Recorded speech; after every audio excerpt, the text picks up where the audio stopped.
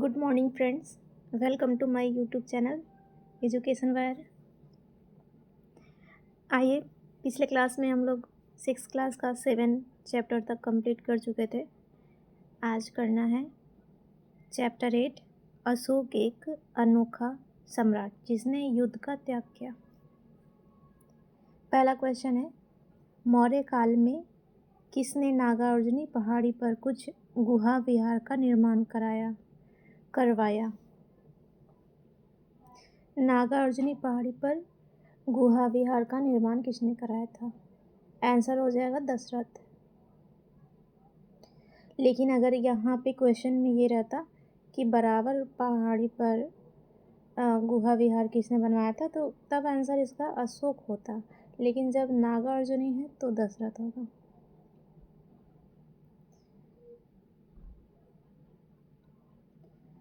अशोक के पौत्र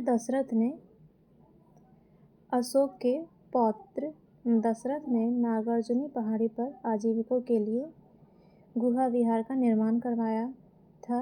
यद्यपि कि सम्राट अशोक ने वास्तुकला की एक नई शैली गुफा निर्माण को शुरू किया था। गुफा निर्माण का जो शैली था वो वास्तुकला था गुफा निर्माण का अशोक ने शुरू कराया था। इसने बराबर की पहाड़ियों जहानाबाद बिहार में है पर आजीविकों के लिए 3 गुफाओं का निर्माण करवाया था। कर्ण, चौपड़, सुदामा, विश्वकर्मा गुफा। बराबर की पहाड़ी पर लोमस ऋषि गुहा का निर्माण दशरथ ने करवाया था।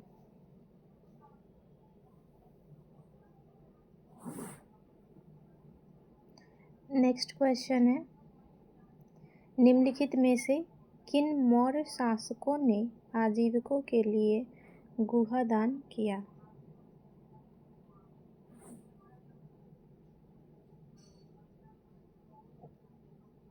आंसर हो जाएगा अशोक और ये दशरथ, दूसरा और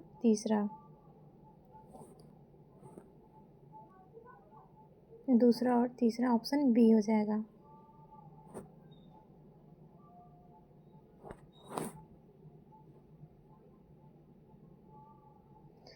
साम्राज्य का प्रशासक, निम्नलिखित में से कौन अशोक की प्रशासनिक नीति का अंग नहीं था?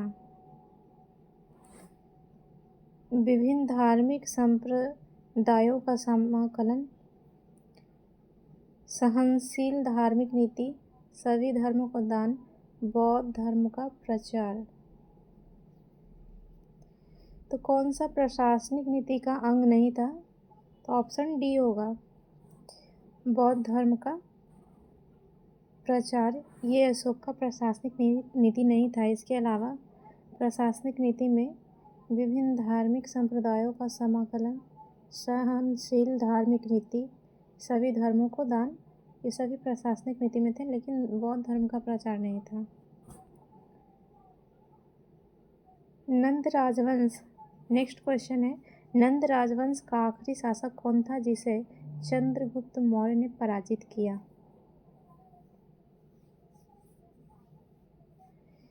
घनानंद।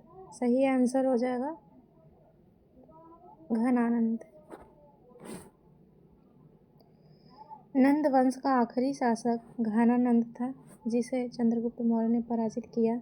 नंद वंश की स्थापना महापद्मानंद ने किया था एवं यह एक महत्वपूर्ण शासक था। उन्होंने अपने नियंत्रण का क्षेत्र भारतीय उपमहाद्वीप के उत्तर पश्चिमी भाग तक फैला लिया था। मगध के विकास के साथ साथ मौर्य साम्राज्य का उदय हुआ। मौर्य साम्राज्य के संस्थापक चंद्रगुप्त मौर्य लगभग 321 ईसा पूर्व का शासन पश्चिमोत्तर में अफगानिस्तान और बलूचिस्तान तक फैला था।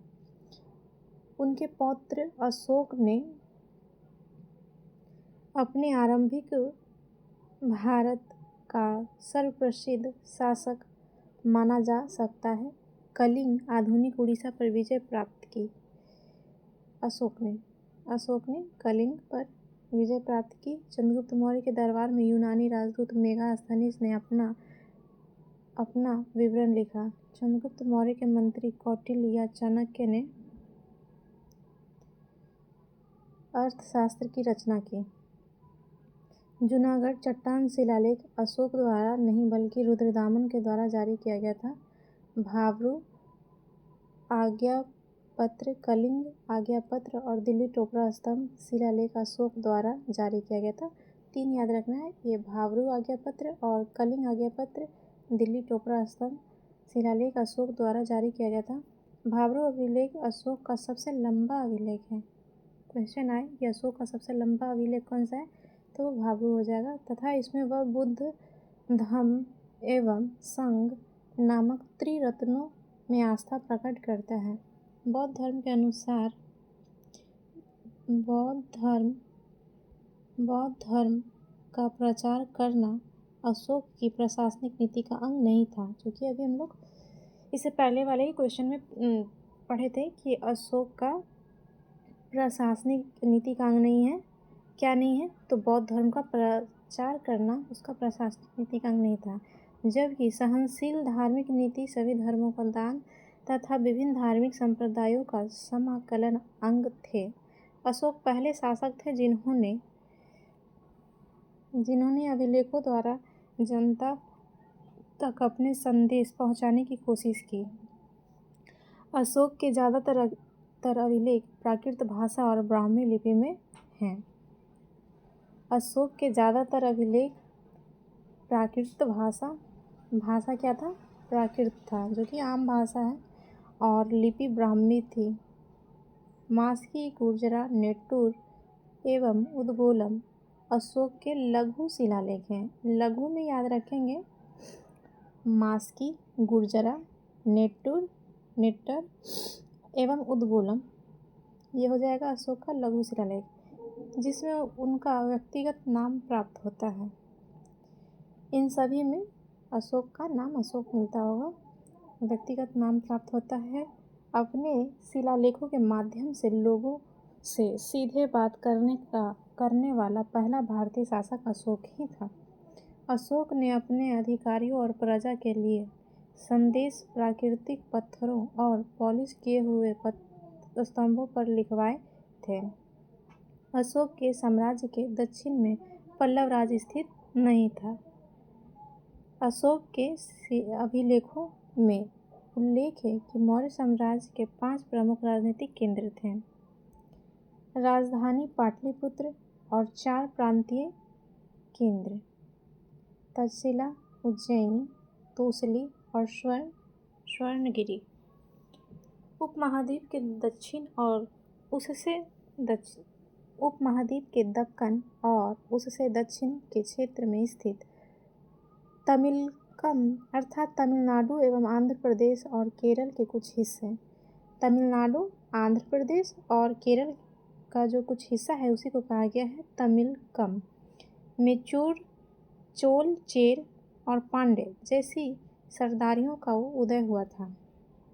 अशोक के साम्राज्य में दक्षिण भारत में पल्लव राज्य नहीं था। ये 2 बार इसमें दे दिया है ना। लुम्बिनी में एक स्तंभ बनाया गया जहाँ लिखा है यहाँ बुद्ध का जन्म हुआ था। लुम्बिनी में बुद्ध का जन्म हुआ था, ये लिखा हुआ है स्तंभ में। इस स्तंभ को अशोक ने बनवाया था एवं इसका नाम रुम्नीदेई लघु स्तंभ लेख है। तो अशोक का स्तंभ है रुम्नादेई लघु स्तंभ लेख, और इसमें बुद्ध का जन्म हुआ है लुम्बिनी में, इस बात का वर्णन है। अशोक अपने अभिषेक के 20वें वर्ष बुद्ध के जन्म स्थली लुम्बिनी गांव गया था। अशोक अपने अभिषेक के 20वें वर्ष बुद्ध के जन्मस्थली लुम्बिनी गया था, और अशोक अपना 10वें वर्ष कहाँ गया था, बोधगया में। कश्मीर में श्रीनगर नामक शहर की आधारशिला अशोक ने रखी थी। श्रीनगर में कश्मीर में श्रीनगर नामक शहर की आधारशिला अशोक ने रखी थी। नेक्स्ट क्वेश्चन है, इनमें से कौन सा आज्ञा पत्र या शिलालेख अशोक द्वारा जारी नहीं किया गया था? इनमें से कौन सा आज्ञा पत्र या शिलालेख अशोक द्वारा जारी नहीं किया गया था? ऑप्शन है जूनागढ़ चट्टान शिलालेख, भाब्रू आज्ञा पत्र ये होगा, कलिंग आज्ञा पत्र ये भी होगा, दिल्ली टोपरा ये सभी होंगे। इसमें जूनागढ़ चट्टान शिलालेख नहीं पढ़े थे हम लोग। ऑप्शन ए हो जाएगा right answer. Option A right answer.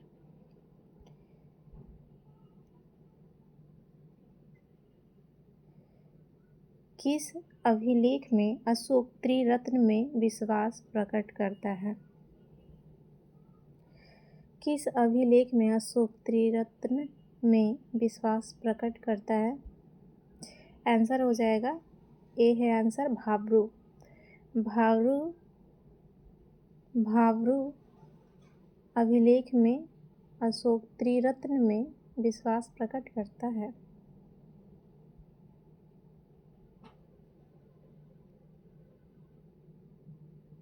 निम्नलिखित में कौन सा अशोक के महाशिला लेखों में से एक नहीं है?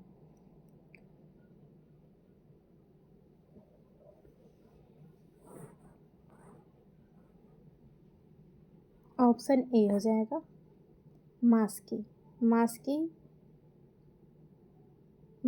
शिलालेख अशोक के महाशिलालेखों में से एक नहीं है। इसका मतलब ये है कि महाशिलालेखों में कालसी होगा और सन्नति होगा। नेक्स्ट, श्रीनगर नामक एक शहर की आधारशिला किसने रखी थी? अशोक ने रखा था। Option A. अशोक के निम्नलिखित अभिलेखों में किसमें उसका व्यक्तिगत नाम अशोक प्राप्त होता है?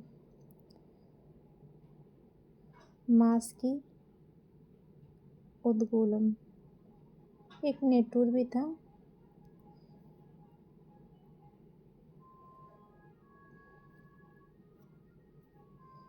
सही आंसर देख लेंगे, गुर्जरा भी लग रहा है, सभी होना चाहिए। आंसर बी है 1 2 3 4। 1 2 3 4 ऑप्शन बी।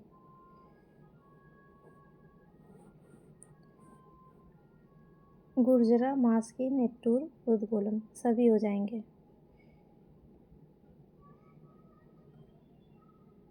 अपने शिलालेखों के माध्यम से लोगों से सीधे बात करने वाले पहले भारतीय शासक कौन थे? Option C Ashok.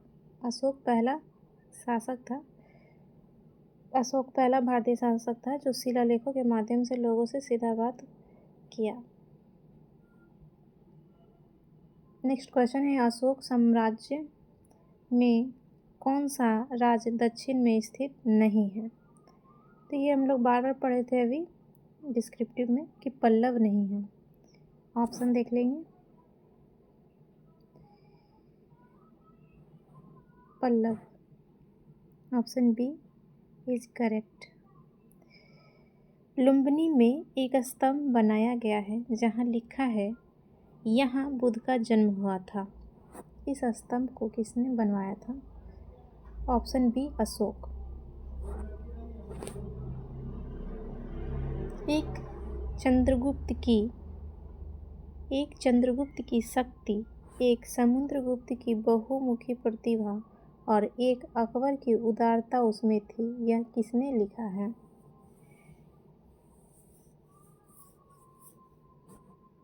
ये लिखे हैं हेमचंद्र राय चौधरी।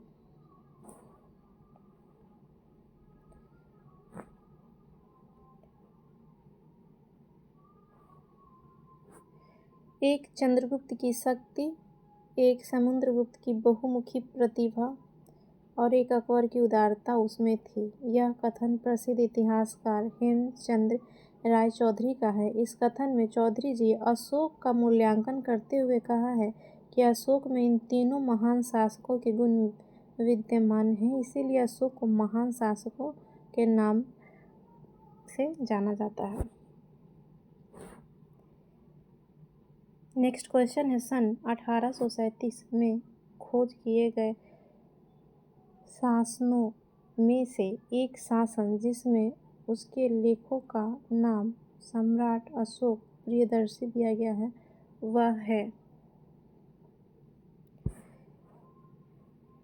आंसर मास्की शासन।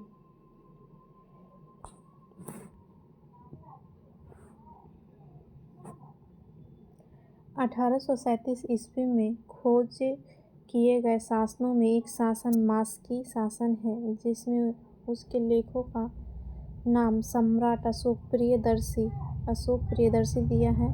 अभिलेखों में अशोक द्वारा अपनाई गई उपाधियों का प्रयोग किया गया है, जैसे कि देव नाम प्रियदर्शी अर्थात देवताओं का प्रिय और प्रियदर्शी यानी देखने में सुंदर। अशोक के नाम अन्य अभिलेखों में मिलता है जिसमें उनकी उपाधि भी लिखी है। अपने शासन के 10वें वर्ष में अशोक ने बोधगया की यात्रा की। ये हम अभी पहले ही बताए थे कि 10वें वर्ष में अशोक बोधगया की यात्रा किए थे।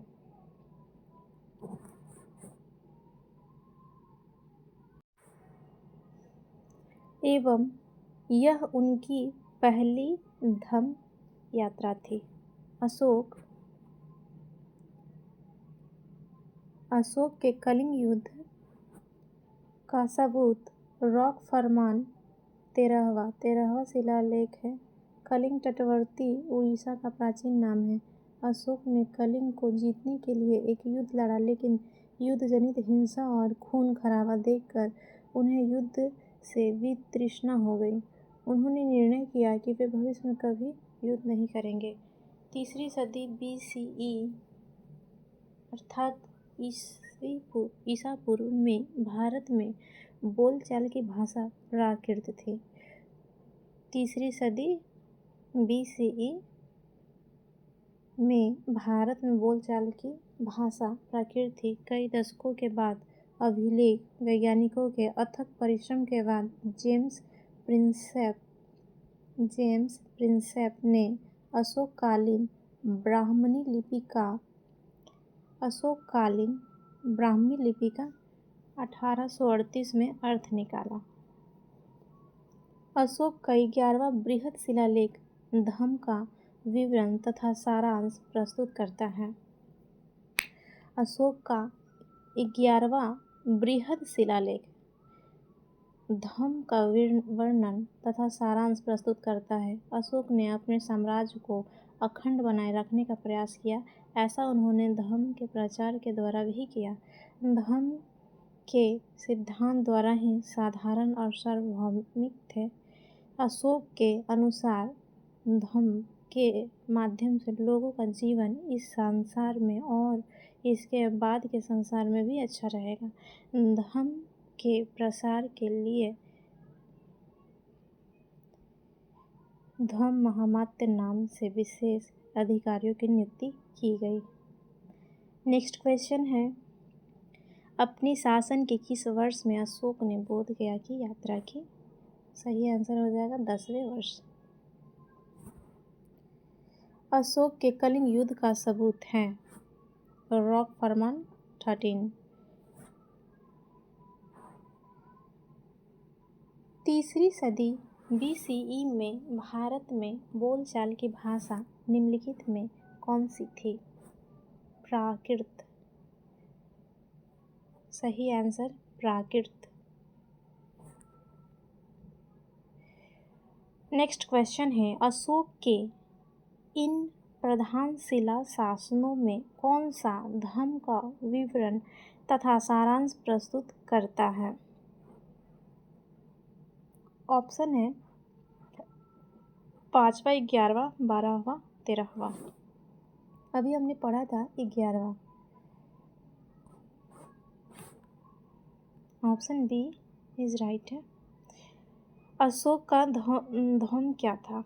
नेक्स्ट क्वेश्चन है, अशोक को बुद्ध धर्म में दीक्षित करने का श्रेय किसे है?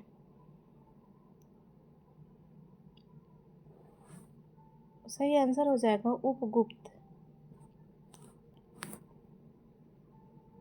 लेकिन इसका आंसर उपगुप्त नहीं लिया है। हालांकि मेरी जानकारी में तो उपगुप्त ही होना चाहिए था, लेकिन सही आंसर इसका ऑप्शन डी है। देख लेंगे क्या है। अशोक अपने शासन के प्रारंभिक वर्षों में ब्राह्मण धर्म का अनुयायी था। शासन के प्रारंभिक वर्षों में ब्राह्मण था। कलहड़ की राजतरंगिणी, कलहड़ लिखा यहाँ, कलहन होना चाहिए। कलहन की राजतरंगिणी के अनुसार अशोक भगवान शिव का उपासक था। कलहन की राजतरंगिणी के अनुसार भगवान शिव का उपासक था और सिहली अनुश्रुतियों, दीपवंश और महावंश के अनुसार अशोक के शासन के चौथे वर्ष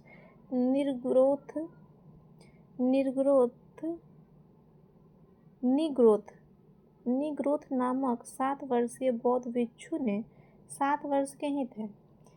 निग्रोथ 7 वर्षीय बौद्ध भिक्षु ने अशोक को बौद्ध मत में दीक्षित किया था।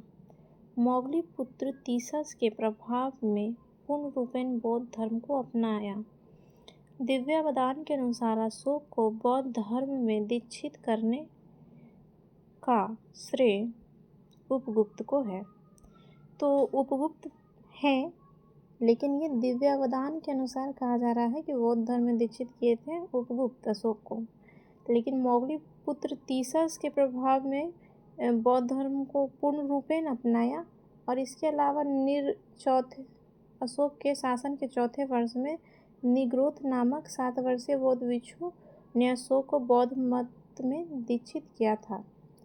और सिहली अनुश्रुतियों के अनुसार दीपवंश और महावंश के अनुसार अशोक का बताया गया ये निग्रोथ का, ठीक है। और इसके अलावा कलहन की राजतरंगिणी के अनुसार अशोक भगवान शिव का उपासक था। तो यहाँ पर बहुत कुछ जानकारी दिया हुआ है, क्वेश्चन बन सकता है, तो इसे याद रखना है। नेक्स्ट क्वेश्चन, निम्नलिखित में से कौन इलाहाबाद प्रस्तर स्तंभ लेख में महादंडनायक के रूप में वर्णित है? निम्नलिखित में से कौन इलाहाबाद के प्रस्तर स्तंभ लेख में महादंडनायक के रूप में वर्णित है? कूट में आंसर देना है। सही आंसर डी है। सही आंसर डी है, 1 और 3। 1 और 3 ध्रुवभूति और तिलभट्ट। ध्रुवभूति और तिलभट्ट आंसर देख लेंगे। इलाहाबाद प्रस्तर स्तंभ लेख में ध्रुवभूति और तिलभट्ट महादंडनायक के रूप में वर्णित हैं। ये गुप्त शासक समुद्रगुप्त के महादंडनायक थे। इलाहाबाद प्रस्तर स्तंभ लेख की रचना हरिसेन ने किया था। क्वेश्चन एग्जाम में पूछा जा चुका है। हरिसेन ने किया था और इस स्तंभ लेख को पाषाण पर खुदी समुद्रगुप्त की आत्मकथा कहा जा सकता है। यह मूलतः कौशाम्बी में था। अकबर के काल में इसे इलाहाबाद हस्तांतरित किया गया था।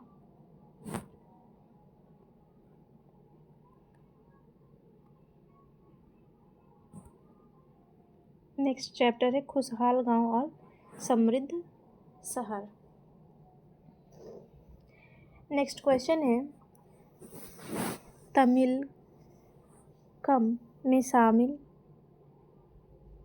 तमिलकम में कौन शामिल है?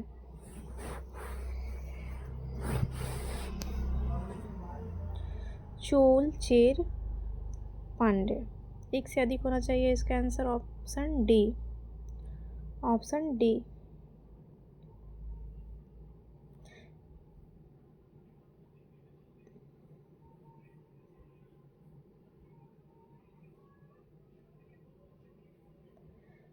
तमिलकम प्राचीन काल के लोगों द्वारा बसे एक भौगोलिक क्षेत्र को संदर्भित करता है और इसमें तमिलनाडु, केरल, पुदुचेरी आदि क्षेत्र शामिल था।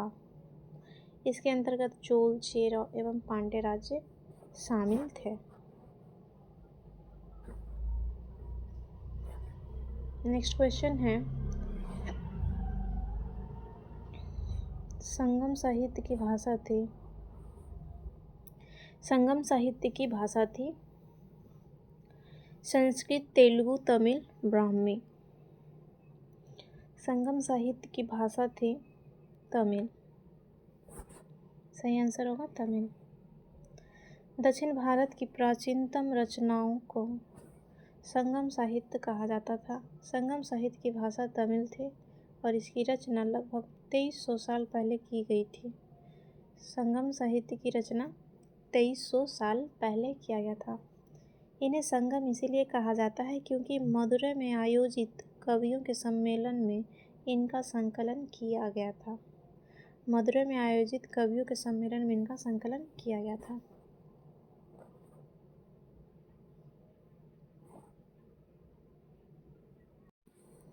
नेक्स्ट क्वेश्चन है, किस तमिल रचना में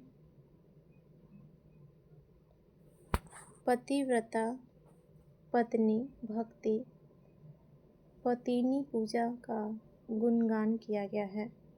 किस तमिल रचना में पतिव्रता पत्नी भक्ति पत्नी पूजा का गुणगान किया गया है? सही आंसर हो जाएगा शिल्पाधिकारम।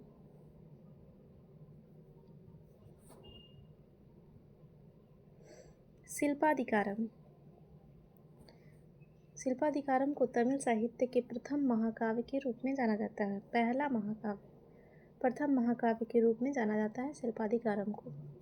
इसका शाब्दिक अर्थ निपुर की कहानी। नुपुर पायल होता है ना, नुपुर पायल को कहते हैं नुपुर की कहानी। नुपुर की कहानी इसकी रचनाएं इलंगो अदिगल ने की थी। इस ग्रंथ में पतिनी पूजा का उल्लेख मिलता है। यहीं से इस समाज का मातृसत्तात्मक व्यवस्था से पितृसत्तात्मक व्यवस्था की ओर परिवर्तित होने का संकेत मिलता है। नेक्स्ट है, निम्नलिखित में से कौन सा प्राचीन तमिल व्याकरण का सबसे पुराना ग्रंथ उपलब्ध है? आंसर हो जाएगा तोलकाप्पियम। निम्नलिखित में से कौन सा प्राचीन तमिल व्यवस्था का सबसे पुराना ग्रंथ उपलब्ध है? तोलकाप्पियम।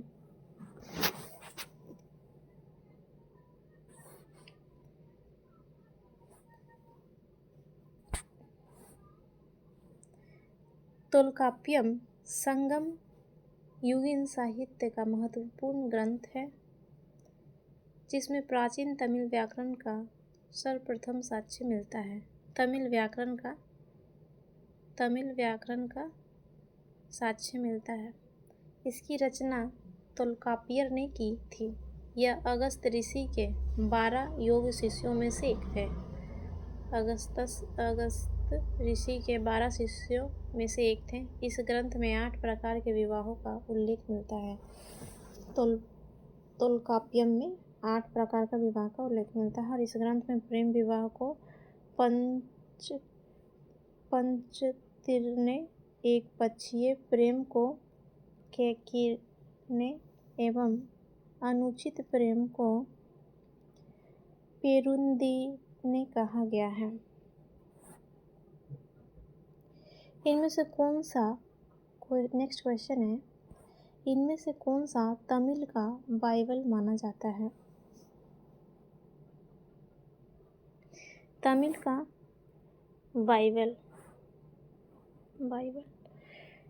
बाइबल माना जाता है तिरुकुरल को।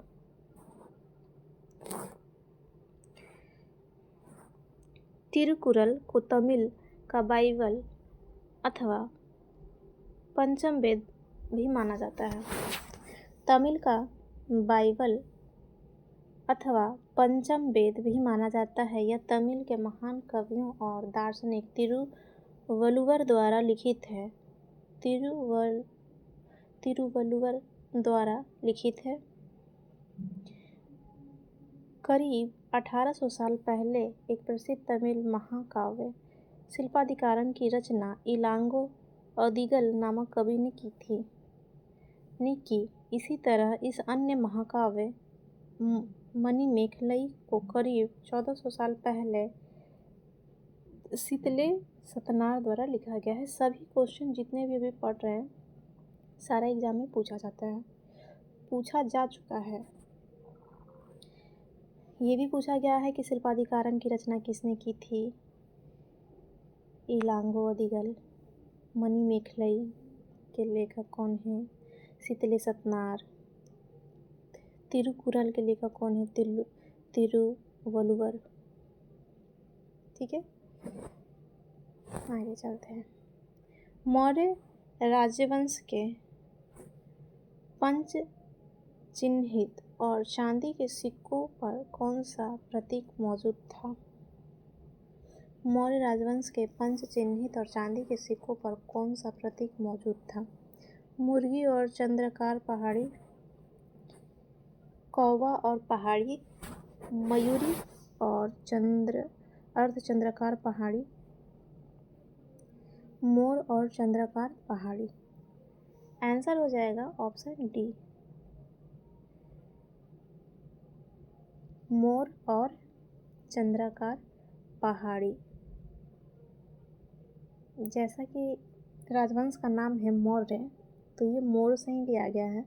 मौर्य राजवंश के पंच चिन्हित और चांदी के सिक्कों पर मोर और अर्धचंद्राकार पहाड़ी का प्रतीक मौजूद था। चांदी और तांबे के आहत सिक्के 5वीं से 6वीं शताब्दी ईसा पूर्व सबसे पहले ढाले गए और प्रयोग में लाए गए। आहत सिक्कों पर बने प्रतीकों को उन विशेष मौर्य वंश जैसे राजवंशों के प्रतीकों से मिलाकर पहचान करने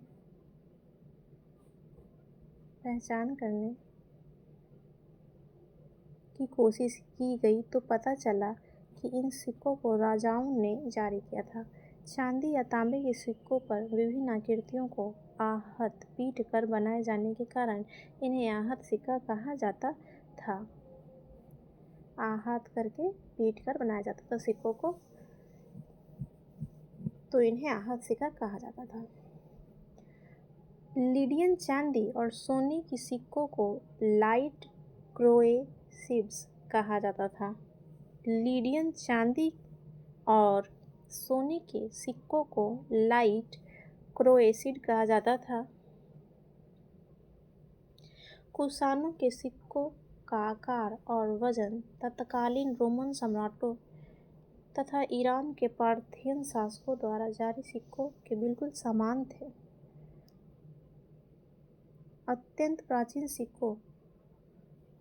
प्राचीन सिक्के ईसा पूर्व 5वीं शताब्दी से पहले अस्तित्व में नहीं थे। जो एकदम पुराना है सिक्का वो ईसा पूर्व 5वीं सदी से पहले अस्तित्व में नहीं थे। सबसे पुराने आहत सिक्के थे जो करीब 500 साल चले। आहत सिक्के सामान्यतः आयताकार और कभी-कभी वर्गाकार या गोल होते थे। नेक्स्ट क्वेश्चन है, आहत सिक्के किस धातु से बने होते थे?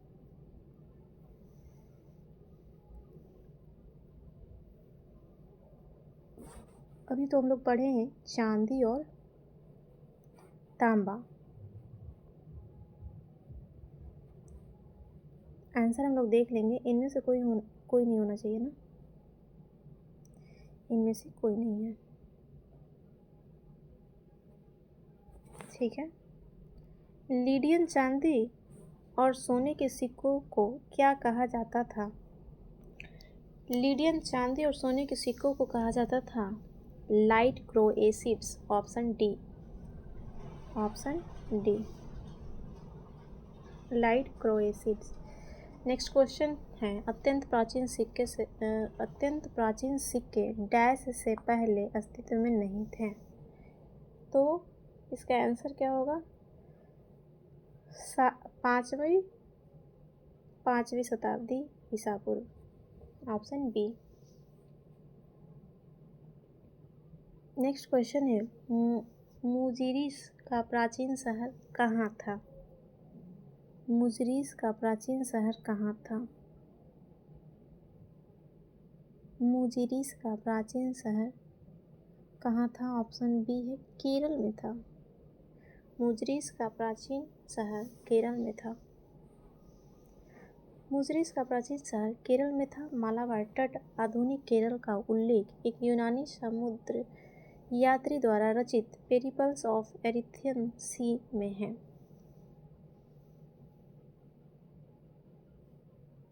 तमिलनाडु के कोडुमन्नाल में बहुमूल्य और कम मूल्यवान पत्थरों से बनाए जाने वाले मूंगों के उद्योग के पुरातात्विक साक्ष्य मिले हैं। मुजिरिस बंदरगाह पर, ये बंदरगाह था केरल का, पर बृहद रोमन समझौता और एक रोम फैक्ट्री को खोजा गया था। कहाँ पे खोजा गया था? तो ये मुजिरिस बंदरगाह पर ही खोजा गया था, रोमन समझौता और एक रोमन फैक्ट्री को। मौर्यों की अवधि में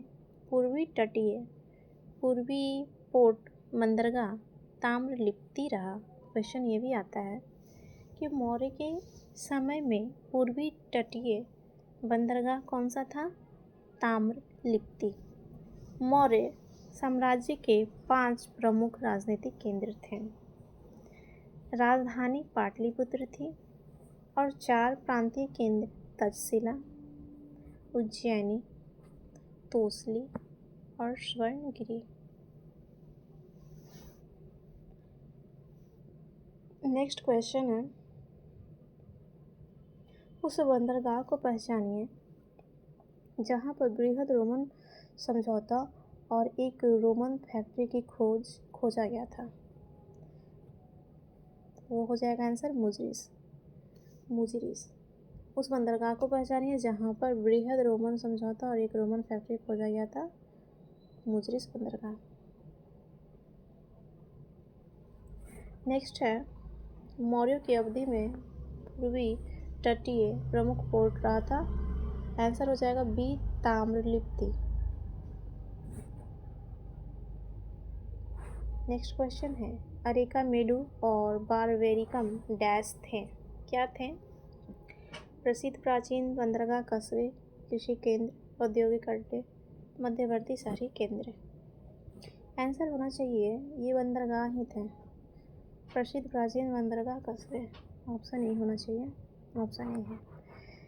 अरिकामेडु और बारबेरिकम, वैसे ये क्वेश्चन, ये तो शब्द ये आता रहता है अरिकामेडु, लेकिन एक नया जो आया है बारबेरिकम।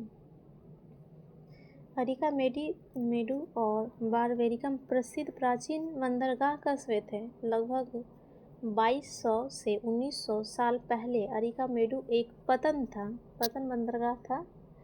यहाँ दूर दूर से आए जहाज़ों से सामान उतारे जाते थे।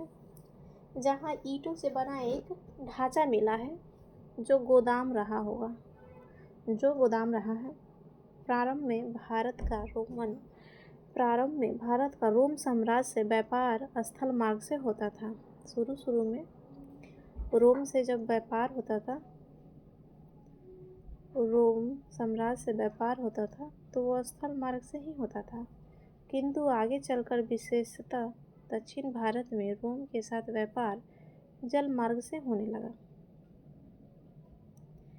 अरिकामेडु से रोमन सिक्के तो प्राप्त हुए हैं, किंतु उनकी संख्या बहुत कम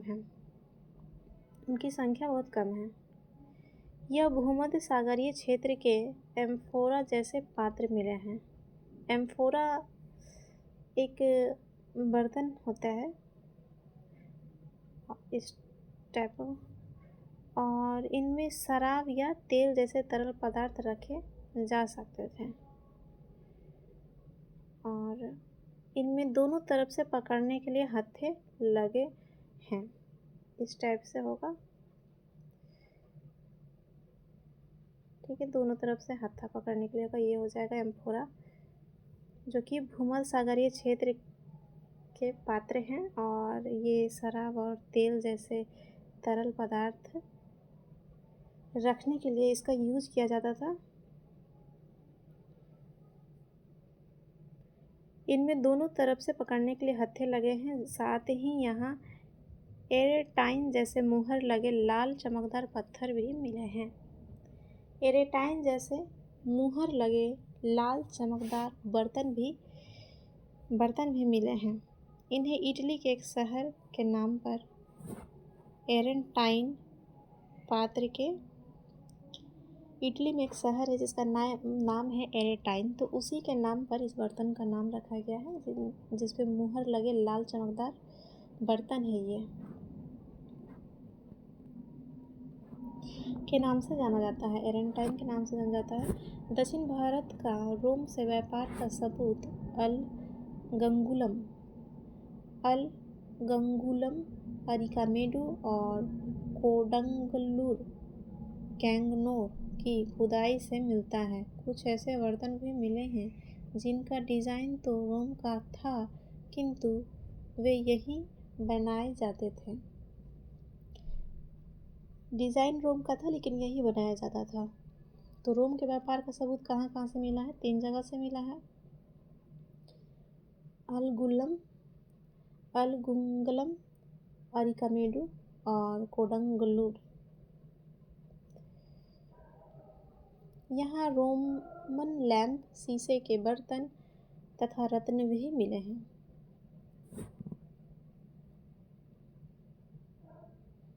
नेक्स्ट क्वेश्चन है, निम्नलिखित वक्तव्यों पर विचार करना है। वक्तव्य फर्स्ट है कि भारत का रोम के साम्राज्य के साथ सामुद्रिक व्यापार था। जी था, सही। अरिकामेडु के उत्खनन से बड़ी संख्या में रोमन सिक्के प्राप्त हुए हैं। सिक्के तो प्राप्त हुए हैं लेकिन बड़ी संख्या में ये कम लग रहा है मुझे, देख लेते हैं। ऑप्शन ए सही है। ऑप्शन ए सही है। वक्तव्य 1 सही है किंतु वक्तव्य 2 गलत है। वही है कि अरिकामेडु से रोमन सिक्का कम मात्रा में मिला है, बहुत ज़्यादा मात्रा में नहीं मिला है। नेक्स्ट है, दक्षिण भारत का रोम से व्यापार का सबूत कहाँ की खुदाई से मिलता है? तो भी 3 नाम पढ़े थे। ऑप्शन देखेंगे, अरिकामेडु और अलगुंगुलम, अरिकामेडु और Kanyakumari. Last option D, Alagankulam, Arikamedu और कोडुंगलूर।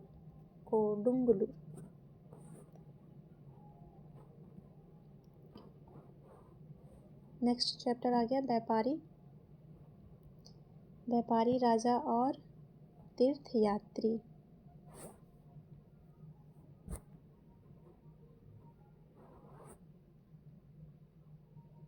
समुद्र तटों से लगे राज्य से क्वेश्चन है।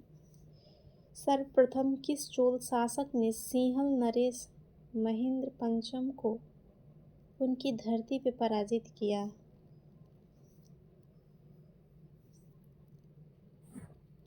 सही उत्तर होगा ऑप्शन बी, राजराज प्रथम। राजराज प्रथम चोल शासक थे जिन्होंने सिंहल नरेश महेंद्र पंचम को उनकी ही धरती पर पराजित किया। चोल साम्राज्य की महत्ता का वास्तविक संस्थापक परांतक द्वितीय का पुत्र अरिमोलीवर्मन राजराज प्रथम था।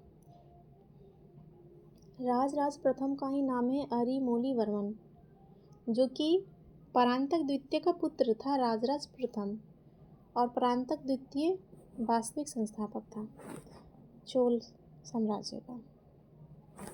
जिसने सिंहल नरेश महेंद्र पंचम को उसकी धरती पर पराजित किया था। तिरुवालंगाडु ताम्रपत्र से पता चलता है कि चोल सेना ने सिंहल नरेश को पराजित किया। एक ताम्रपत्र आ रहा है तिरुवालंगाडु ताम्रपत्र से पता चलता है कि चोल सेना ने सिंहल नरेश को पराजित किया और अनुराधापुर को ध्वस्त कर दिया और सिंहल द्वीप के उत्तरी भाग पर राज का अधिकार हो गया।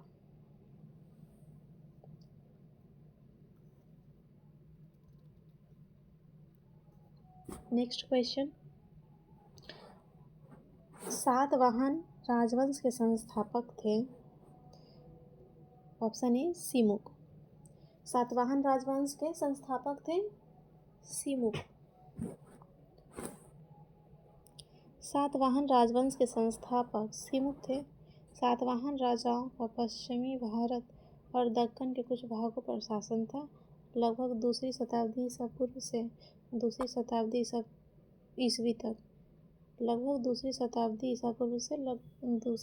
शताब्दी ईस्वी तक सातवाहनों के कई अभिलेख प्राप्त हुए हैं, जिनके आधार पर साहित्यकारों ने पारिवारिक और वैवाहिक रिश्तों का खाका तैयार किया है। सातवाहन वंश ने सर्वप्रथम बहु अनुदान जारी किया था।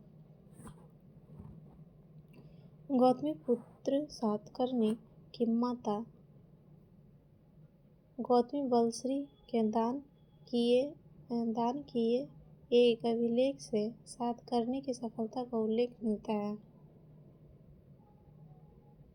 सातवाहन राजाओं को उनके मातृनाम माता के नाम से उद्भूत से चिन्हित किया जाता था। सातवाहन राजाओं का सिंहासन का उत्तराधिकारी पितृवंशीय होता था। सातवाहन राजाओं का सिंहासन का उत्तराधिकार पितृवंशिक होता था।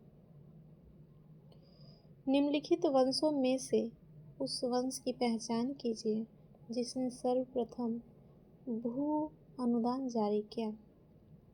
सबसे पहले भू अनुदान सातवाहनों ने जारी किया था। Option B.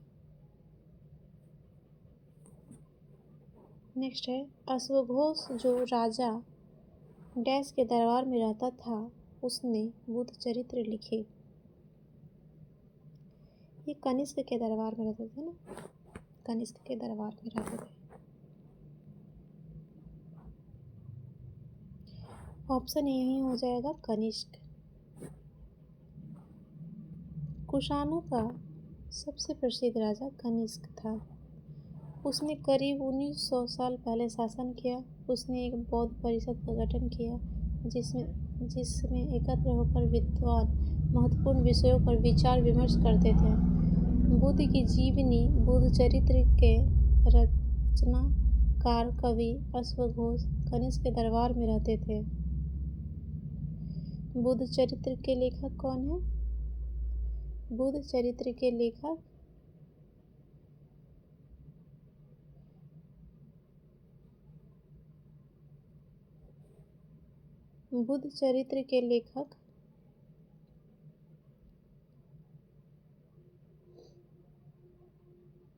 अश्वघोष। और ये कनिष्क के दरबार में रहते थे। बौद्ध धर्म को प्रोत्साहन देने वाला पहला शाही राजा अशोक था। बौद्ध धर्म को प्रोत्साहन देने वाला पहला शाही राजा कहेगा तो अशोक हो जाएगा। अशोक ने अपने संदेश कई स्थानों पर शिलाओं और स्तंभों पर उत्कीर्ण करवाए थे। अशोक ने धम्म के विचारों को प्रसारित करने के लिए सीरिया, मिस्र, ग्रीस तथा श्रीलंका में भी दूत भेजे थे। बिहार राज्य को बौद्ध धर्म का उद्गम कहा जाता है। बिहार के बोधगया में बुद्ध जी को ज्ञान की प्राप्ति हुई थी। नागार्जुन को बौद्ध धर्म का मार्टिन लूथर माना जाता है। नागार्जुन भी कनिष्क के दरबारी विद्वान थे। अश्वघोष तथा अन्य बौद्ध विद्वानों ने उस समय संस्कृत में लिखना शुरू कर दिया था। चलिए अब आंसर बताइए। बौद्ध धर्म को प्रोत्साहन देने वाला पहला शाही राजा कौन था? पहला शाही राजा था अशोक। Option C Ashok. कौन से राज्य को बौद्ध धर्म का उद्गम कहा जाता है? Cradle of Buddhism, Bihar.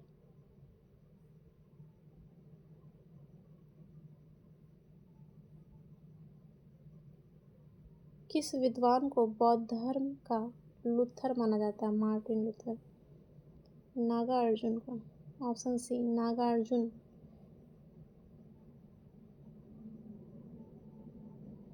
मिलान करना है। एक तरफ देश दिया है और एक तरफ धर्म प्रचारक। देश और धर्म प्रचारक। सही आंसर हम लोग देखेंगे।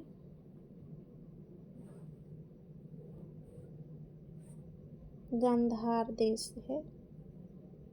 गांधार या गंधार, ये यहाँ के धर्म प्रचारक थे मजझिंतिक।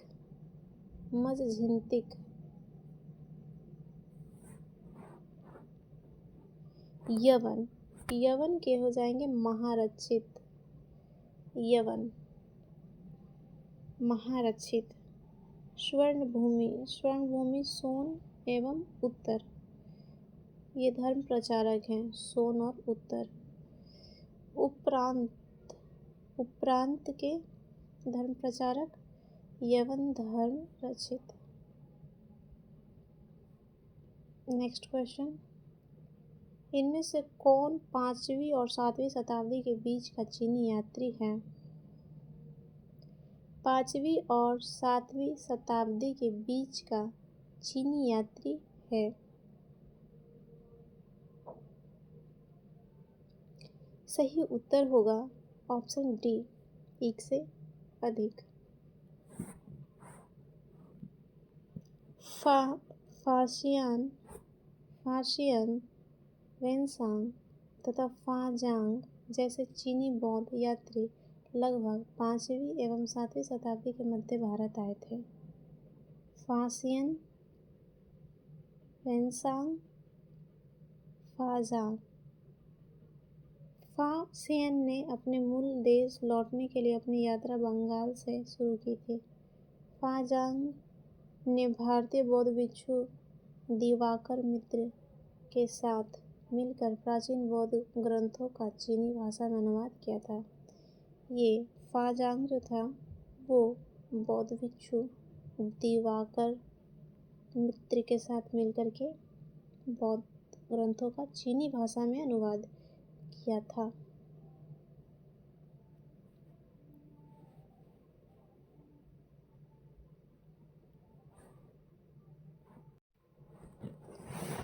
नेक्स्ट है नए साम्राज्य और राज्य।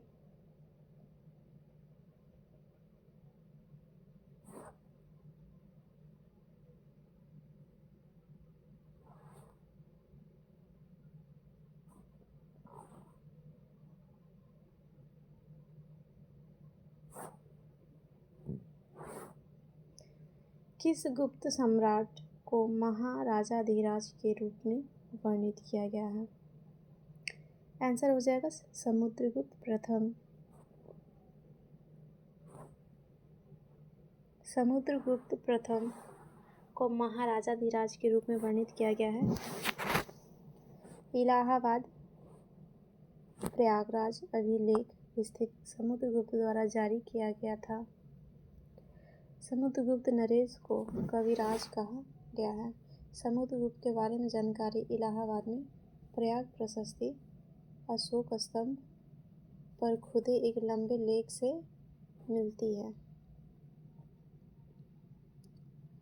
प्रयाग प्रशस्ति की रचना समुद्रगुप्त के दरबार में कवि व मंत्री रहे हरिसेन द्वारा एक काव्य के रूप में की गई थी। यह एक विशेष किस्म का अभिलेख है जिसे प्रशस्ति कहते हैं। प्रशस्ति एक संस्कृत शब्द है जिसका अर्थ प्रशंसा होता है।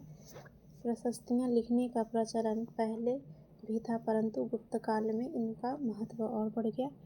कवि हरिशेन ने प्रयाग प्रशस्ति में राजा समुद्रगुप्त के एक युद्धों को जीतने वाला राजा, विद्वान तथा एक उत्कृष्ट कवि के रूप में भरपूर प्रशंसा की है। यहाँ तक कि उसे ईश्वर के बराबर बताया गया है। प्रशस्ति भी समुद्रगुप्त के पितामह यानी कि परदादा, दादा, पिता और माता के बारे में बताती है। समुद्रगुप्त की माँ कुमार देवी लिच्छवीगण की थी और पिता चंद्रगुप्त प्रथम थे। समुद्रगुप्त ने भी महाराजा धीराज की उपाधि धारण की। उनके दादा और परदादा का महाराजा के रूप में ही उल्लेख है। नागा समूह ने सबसे पहले समुद्रगुप्त की साम्राज्यवादी नीतियों का सामना किया था। नेक्स्ट क्वेश्चन नहीं है, आंसर डिस्क्रिप्टिव ही लॉन्ग दिया है। चंद्रगुप्त द्वितीय ने पश्चिम भारत में सैन्य अभियान में अंतिम शासक को पराजित किया। गुप्त अवधि के बारे में मुद्रा शास्त्रीय ज्ञान के अनुसार समुद्रगुप्त को कुछ सोने के सिक्कों पर वीणा बजाते हुए दर्शाया गया है। समुद्रगुप्त ने 6 प्रकार की स्वर्ण मुद्राओं का प्रचलन किया, जो इस प्रकार हैं: ध्वजाधारी या दंडधारी या गरुड़ प्रकार के सिक्के, धनुर्धारी प्रकार के सिक्के। एक हो गया ध्वजाधारी या दंडधारी या गरुड़ प्रकार के सिक्के, धनुर्धारी प्रकार के सिक्के, व्याघ्र निहंता प्रकार के सिक्के एवं वीणा वादन प्रकार के सिक्के आदि। तो 6 प्रकार का स्वर्ण मुद्राओं का प्रचलन किया था समुद्रगुप्त ने। ध्वजाधारी, दंडधारी, गरुड़ प्रकार का, धनुर्धारी, व्याघ्र निहंता प्रकार के सिक्के एवं वीणा वादन प्रकार के सिक्के आदि। गुप्त शासकों में समुद्रगुप्त और कुमारगुप्त प्रथम ने अश्वमेध यज्ञ किया था। समुद्रगुप्त और कुमारगुप्त ने अश्वमेध यज्ञ किया था और इसी के उपलक्ष्य में दोनों ने अश्वमेध प्रकार स्वर्ण सिक्के जारी किए थे। इन सिक्कों का प्रमाण कुमारगुप्त प्रथम के मंदसौर अभिलेख से प्राप्त होता है। चंद्रगुप्त ने शकों पर विजय के प्रतीक के रूप में विक्रम संवत की स्थापना की तथा विक्रमादित्य की उपाधि धारण की थी।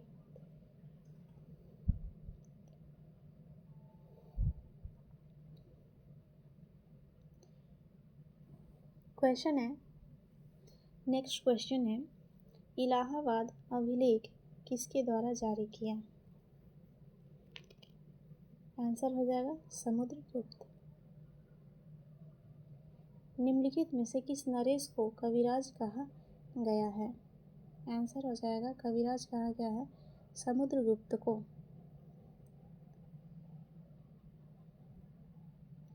समुद्रगुप्त के दरबारी कवि कौन थे? दरबारी कवि और मंत्री भी थे हरिसेन। प्रशस्ति क्या है? तो राज्य प्रशंसा।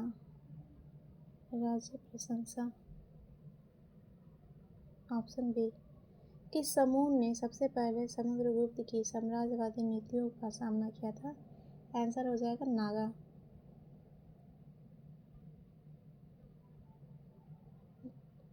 गुप्त अवधि के बारे में मुद्रा शास्त्रीय ज्ञान के अनुसार निम्नलिखित में से किस शासक को कुछ सोने के सिक्कों पर वीणा बजाते हुए दर्शाया गया है? वीणा बजाते हुए दर्शाया गया है समुद्रगुप्त को।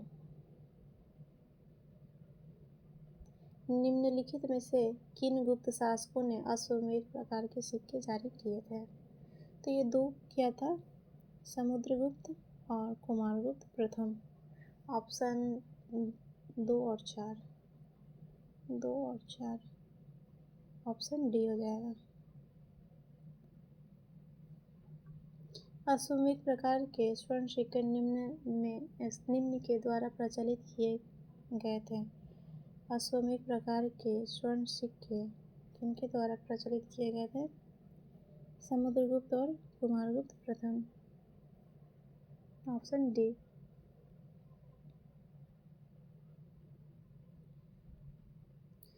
कौन से वाकाटक शासक ने चंद्रगुप्त द्वितीय की बेटी से शादी की? चंद्रगुप्त द्वितीय की बेटी, वाकाटक शासक कौन था जो चंद्रगुप्त द्वितीय की बेटी से शादी किया था? आंसर हो जाएगा रुद्रसेन द्वितीय। इसमें कन्फ्यूजन ये होता है कि रुद्रसेन होगा प्रथम होगा या द्वितीय होगा। तो हमेशा याद रखना है कि चंद्रगुप्त द्वितीय की बेटी का शादी हो रहा है ना, तो चंद्रगुप्त द्वितीय की बेटी का शादी हो रहा है वाकाटक शासक से, तो ये रुद्रदामन भी क्या हो जाएगा, सॉरी रुद्रसेन भी क्या हो जाएगा, द्वितीय ही होगा। रुद्रसेन द्वितीय ही होगा, ये द्वितीय और ये भी द्वितीय ही होगा। नेक्स्ट, वाकाटक शासक रुद्रसेन द्वितीय ने गुप्त शासक चंद्रगुप्त द्वितीय की बेटी का नाम था प्रभावती गुप्ता से शादी की। समुद्रगुप्त के बारे में हमें उनके बाद के शासकों जैसे उनके बेटे चंद्रगुप्त द्वितीय के अभिलेख से प्राप्त वंशावली में भी जानकारी मिलती है। चंद्रगुप्त द्वितीय के बारे में अभिलेखों तथा सिक्कों से भी पता चलता है कि उन्होंने पश्चिम भारत के सैन्य अभियान में अंतिम शक शासक को परास्त किया था। नेक्स्ट है, हर्ष के काल में कौन सा अधिकारी चाट एवं भाट कहलाता था? चाट और भाट जो था वो पुलिस था। Option C police. हर्ष के काल में पुलिस अधिकारी चाट एवं भाट कहलाता था। राजा हर्षवर्धन ने करीब 1400 साल पहले शासन किया। उनके दरबारी कवि वानभट्ट ने संस्कृत में उनकी जीवनी हर्ष चरित्र लिखी। वानभट्ट का कृति है हर्ष चरित्र और ये संस्कृत में है, जीवनी है हर्ष का। हर्षवर्धन ने 7वीं शताब्दी अर्थात 606 से 647 ईस्वी में शासन किया था और हर्ष शासक बौद्ध धर्म के संरक्षण और सांस्कृतिक गतिविधियों के समर्थन के लिए जाना जाता था। हर्ष चरित्र में हर्षवर्धन की वंशावली देते हुए उनके राजा बनने तक का वर्णन है। सेनापति सिंहनाद, हर्ष का सेनापति सिंहनाद था, ने हर्षवर्धन को सिंहासनारोहण के लिए उत्साहित किया था। कामरूप का राजा भास्कर वर्मन ने हंसवेग को राजदूत बनाकर हर्षवर्धन के पास भेजा था। हर्ष के अधीनस्थ शासक महाराज अथवा महासामंत कहे जाते थे। हर्ष का प्रधान सचिव भंडी था। कामरूप के शासकों ने वर्मन की उपाधि प्रथम बार धारण की, इसीलिए उनके राजवंश को वर्मन राजवंश कहा जाता है। चीनी तीर्थयात्री वेनसांग काफी समय तक हर्ष के दरबार में व्यतीत किया। वह लगभग 18 महीने तक नालंदा विश्वविद्यालय रुककर अध्ययन ग्रहण किया। वेनसांग लगभग 18 महीना नालंदा विश्वविद्यालय में रुक करके अध्ययन किया। चीनी लेखक मातवान लिन के अनुसार हर्ष ने 641 ईस्वी में मगध राज की उपाधि धारण की थी। तो हर्ष मगध राज का उपाधि धारण किया था कब? 641 में। किसके अनुसार? तो ये चीनी लेखक हैं मातवान लिन, इनके अनुसार। हर्ष अपने पिता और बड़े भाई की मृत्यु हो जाने पर थानेसर के राजा बने।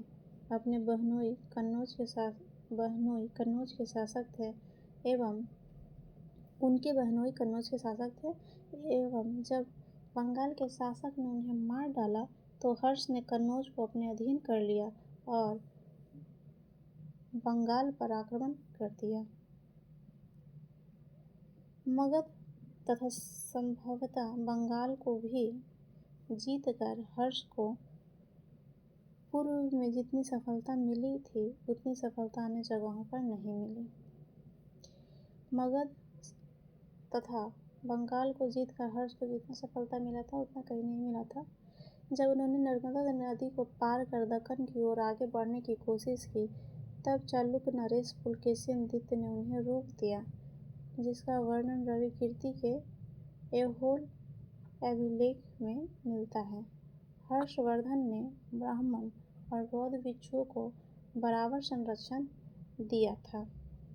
हर्षवर्धन जो था वो बौद्ध धर्म को और ब्राह्मण दोनों को ही बराबर संरक्षण दिया था। इसने नालंदा में एक पीपल का विहार बनवाया था।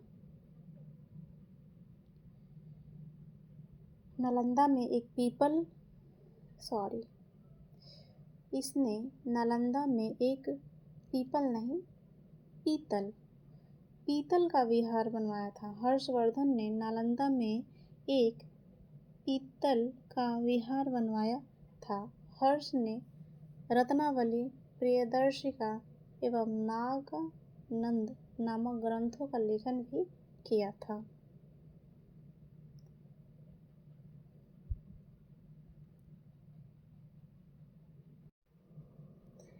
नेक्स्ट क्वेश्चन है, हर्ष एवं पुलकेशिन द्वितीय के मध्य संघर्ष का वर्णन करने वाले ऐहोल अभिलेख के लेखक कौन हैं? ऐहोल अभिलेख के लेखक कौन हैं? आंसर हो जाएगा रवि कीर्ति।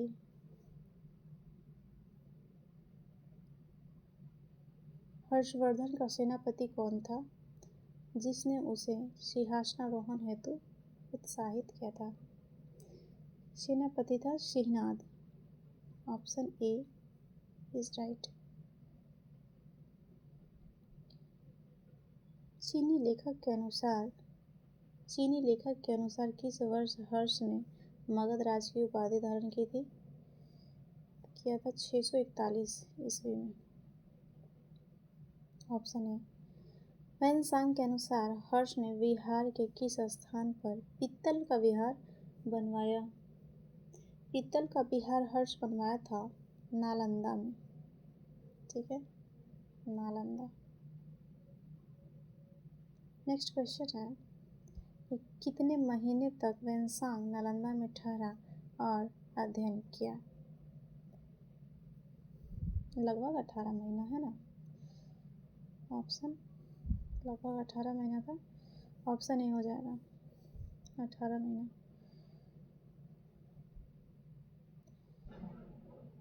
नेक्स्ट क्वेश्चन है, कनौज का राजा हर्षवर्धन ने शासन किया 606 से 647 ईस्वी। 606 से 647 ईस्वी में। Option B. 7वीं शताब्दी ईस्वी के दौरान भारत का कौन सा शासक था जो बौद्ध धर्म के संरक्षण और सांस्कृतिक गतिविधियों के समर्थन के लिए जाना जाता था?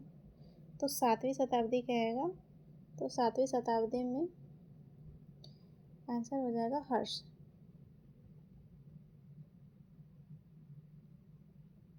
रत्नावली एक प्रसिद्ध कृति है, किसके द्वारा लिखा गया है? रत्नावली हर्षवर्धन का लिखा हुआ है। Option C Harshavardhana. किसने ब्राह्मणों और बौद्ध भिक्षुओं को बराबर संरक्षण दिया और दोनों को उदारता से भिक्षादान भी दिया था? आंसर हो जाएगा ऑप्शन सी हर्षवर्धन। और एक ऐसा था शासक जो ब्राह्मणों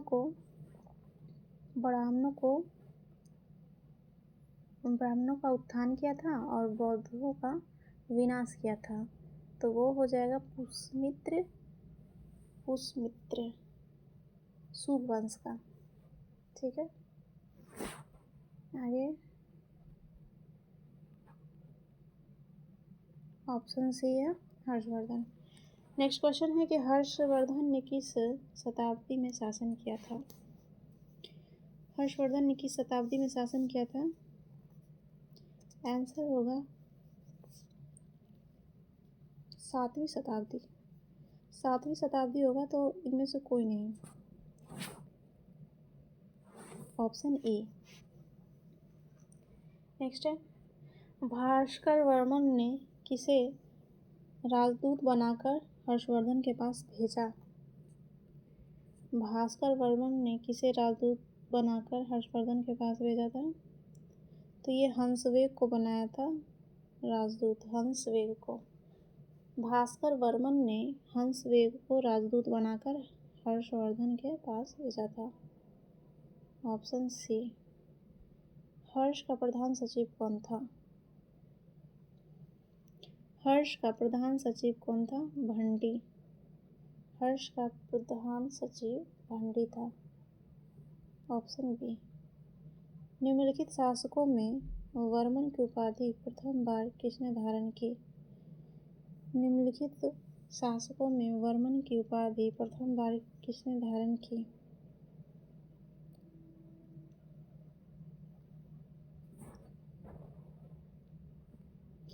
आंसर हो जाएगा कामरूप के शासकों ने। ये क्वेश्चन थोड़ा सा फंसा सकता था, लेकिन इसे ध्यान रखना है कि वर्मन की उपाधि प्रथम बार किसने धारण की? कामरूप के शासकों ने।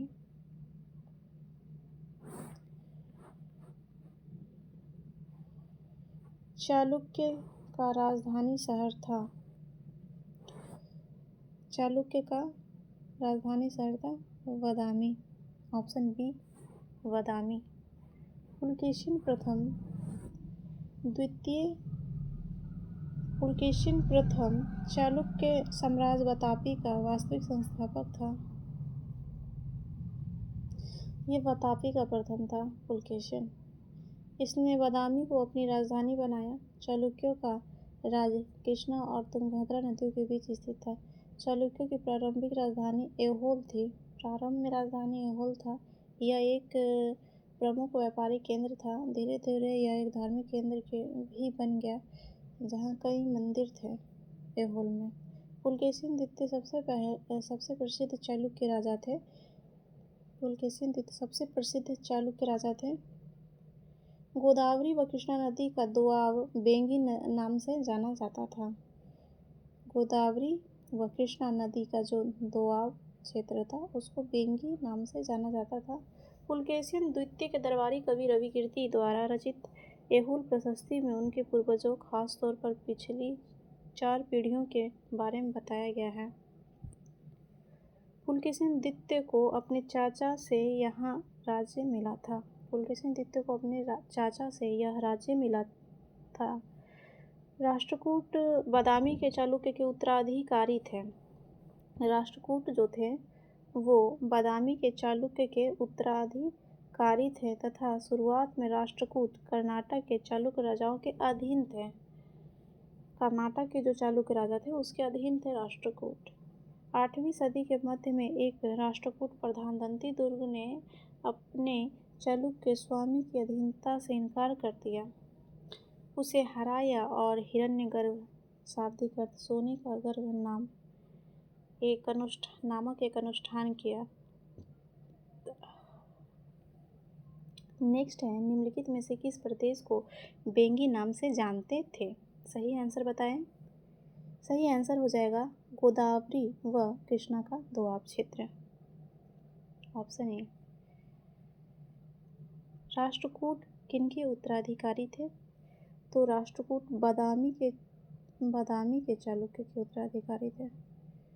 ऑप्शन सी, बदामी के चालुक्य के उत्तराधिकारी थे। नेक्स्ट क्वेश्चन है, कौन सातवाहनों के तुरंत निम्नलिखित में से कौन सातवाहनों के तुरंतवाद के उत्तरवर्ती थे?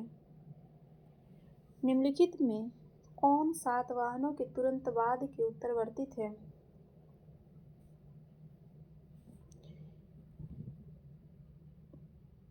आंसर वाकाटक होना चाहिए। देखती हूँ। ऑप्शन सी वाकाटक ही है।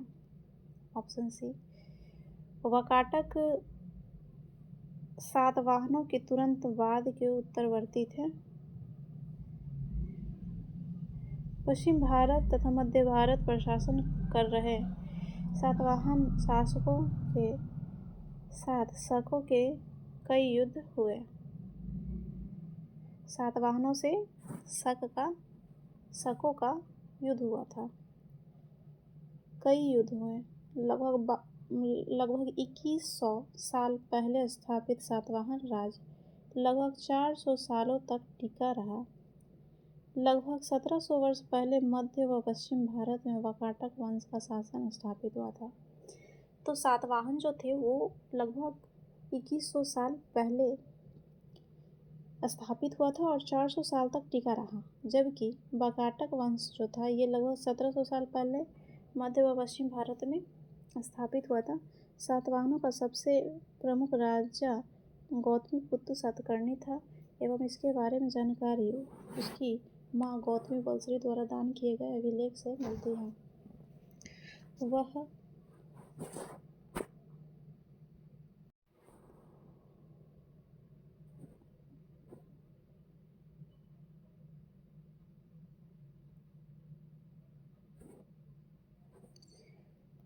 गौतमी बलश्री द्वारा दान किए गए अभिलेख से मिलती है। वह और अन्य सभी सातवाहन शासक दक्षिणापथ के स्वामी कहे जाते थे। प्रभावती गुप्ता का विवाह वाकाटक परिवार में हुआ था। किससे हुआ था? ऑप्शन में बताइएगा कि प्रभावती गुप्ता का विवाह किससे हुआ था। विंध्य पर्वत से दक्षिण के क्षेत्र के संदर्भ में 300 से 700 ईस्वी का काल द्वितीय ऐतिहासिक काल के रूप में जाना जाता है। इस काल में इस क्षेत्र में सातवाहन, वाकाटक और चालुक्यों ने प्राचीन भारतीय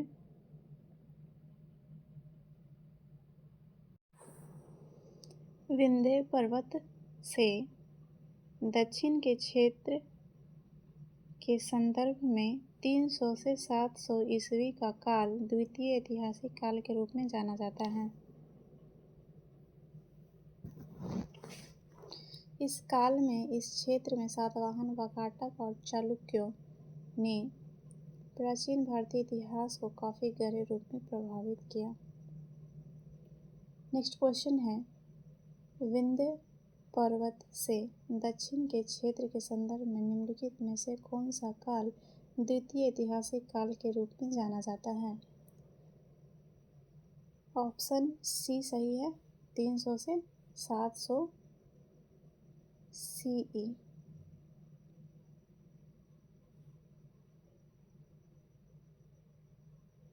नेक्स्ट है, कथन है, पश्चिमी दक्कन में राष्ट्रकूटों ने चालुक्यों को अपदस्थ कर अपना राज स्थापित किया। सही है। इस संदर्भ में सामंती व्यवस्था ने एक निर्णायक भूमिका अदा की। दोनों ही सही लग रहा है।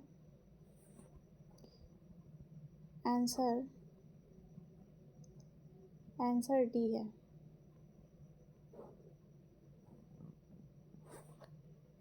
ए और आर दोनों सही है। आर एक की सही व्याख्या है। 7वीं सदी आते आते उपमहाद्वीप के विभिन्न भागों में बड़े भूस्वामी योद्धा सरदार अस्तित्व में आ चुके थे। राजा लोग प्रायः उन्हें अपने माहाहत या सामंत के रूप में मान्यता देते थे। पश्चिम दक्कन में राष्ट्रकूटों ने चालुक्यों को अपदस्थ कर अपना राज स्थापित किया। शुरुआत में वे कर्नाटक के चालुक्य राजाओं के अधीनस्थ सामंत थे। सामंती व्यवस्था ने उनके उद्भव में महत्वपूर्ण भूमिका निभाई। 8वीं सदी के मध्य में राष्ट्रकूट प्रधान दंतीदुर्ग ने अपने चालुक्य स्वामी की अधीनता मानने से इनकार कर दिया और स्वतंत्र राष्ट्रकूट को स्थापना की। अतः कथन और कारण दोनों सही है और व्याख्या करता है। नेक्स्ट क्वेश्चन है, कथन है, दक्षिण भारत में ब्राह्मणवाद के प्रसार में वाकाटक शासकों ने एक सेतु का काम किया। कारण है कि वाकाटक शासकों ने ब्राह्मणों को अनेक अनुदान दिए।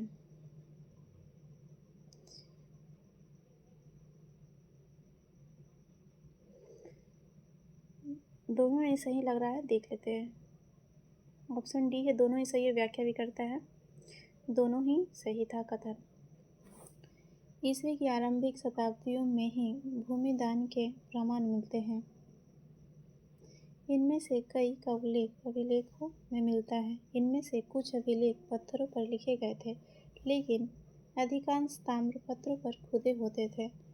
भूमिदान के जो प्रमाण मिले हैं वे साधारण तौर पर धार्मिक संस्थाओं या ब्राह्मणों को दिए गए थे। प्रभावती गुप्ता आरंभिक भारत के एक सबसे महत्वपूर्ण शासक चंद्रगुप्त द्वितीय की 375 से 415 ईस्वी की पुत्री थी।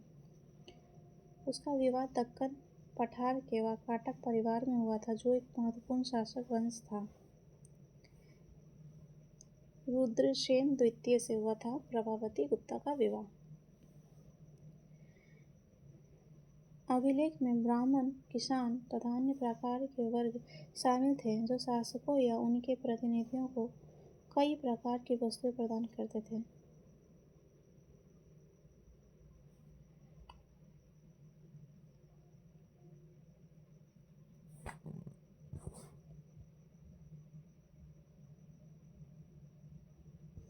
नेक्स्ट क्वेश्चन है, सती होने का 510 AD पहला शिलालेखी संदर्भ यहाँ से मिलता है। सती होने का पहला शिलालेखी संदर्भ यहाँ से मिलता है। आंसर हो जाएगा प्रयागराज, यूपी।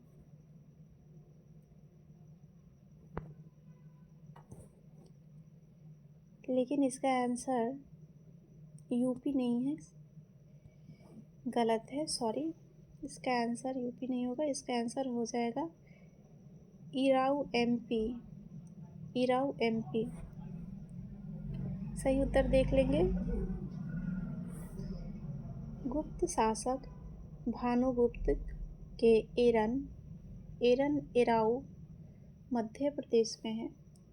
अभिलेख 510 ईस्वी से सती होने का प्रथम शिलालेखी प्रमाण मिलता है। गुप्त शासकों का इतिहास साहित्य, सिक्कों और अभिलेखों की सहायता से लिखा गया है। साथ ही कवियों द्वारा अपने राजा या स्वामी की प्रशंसा में लिखी प्रशस्तियाँ भी उपयोगी रही हैं।